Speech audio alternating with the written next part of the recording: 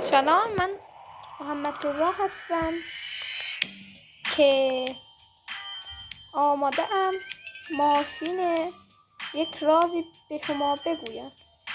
حالا میریم به پارکینگ و ماشین رو برمیداریم که خب این ماشین که به تاکسی 2 فیلم تاکسی 2 که نگاه کردید همون اون ماشینیه که در فیلم تاکسی 2 یک مردی با این ماشین رانندگی میکرد، خیلی خوب رانندگی میکرد. همون ماشین هستش که همون ماشین هست که مارکش از فرانسه از روا هست. مارکش پژو فرانسوی است، ایرانی نیست. الان این ماشین پژو است که مارکش پژو از فرانسه به آمریکا آمده و از آمریکا به ایران هر جا پخش شده.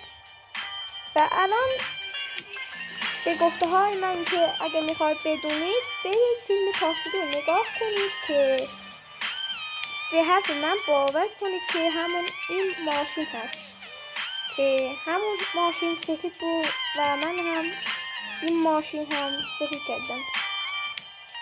حالا این ماشین خیلی خوبه و وقتی که به توش میری این ماشین تاکسی 2 است.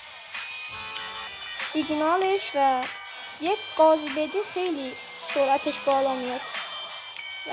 اگر بری خیلی سرعتش بالاست. از دنده یک و دنده عقب خیلی سرعتش برابر هستش. حالا این ماشین از ماشین تاکسی 2 است و مارکش از پژو و همان فرانسه تولید شده است. همون در ماشینی که تاکسی 2